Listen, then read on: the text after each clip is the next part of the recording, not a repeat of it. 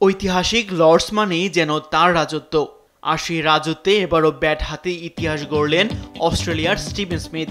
দক্ষিণ আফ্রিকার বিপক্ষে টেস্ট চ্যাম্পিয়নশিপ ফাইনালের চাপের মুহূর্তে খেললেন দুর্দান্ত এক ইনিংস। ১১২ বল মোকাবেলায় করলেন ৬৬ রান। কিন্তু স্কোরবোর্ডে এই সংখ্যা যতটা সাধারণ, ক্রিকেট ইতিহাসে তা ততটাই অসাধারণ। এই ইনিংসে স্মিথ ভেঙে দিলেন একের পর এক রেকর্ড।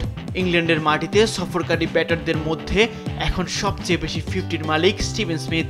পুরনো রেকর্ড ভেঙে ছাড়িয়ে গেলেন বোর্ডার, ভিভিয়ান রিচার্ড, এমনকি ডন ব্র্যাডম্যান ও গ্যারি সোবার্সকেও।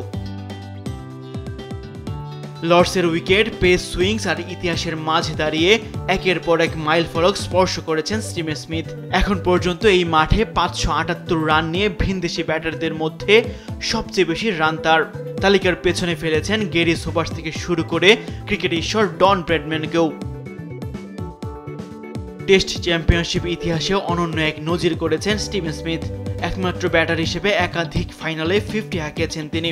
শুধু তাই নয়, আইসিসি নকআউট ম্যাচে স্টিভেন স্মিথের 50 এখন 7টি। টেন্ডুলকারের 6কে টপকে এখন তিনি সবার উপরে এককভাবে রয়েছেন। এই ৬৬ রানের ইনিংসটি লর্ডসে স্টিভেন স্মিথের পঞ্চম 50। সফরকারী ব্যাটারদের মধ্যে এই কীর্তি আছে কেবল শিবনারায়ণ চন্দরপলের। এত সব কীর্তির মাধ্যমে স্টিভেন স্মিথ যেন প্রমাণ করলেন লর্ডস মানেই তার রাজত্ব।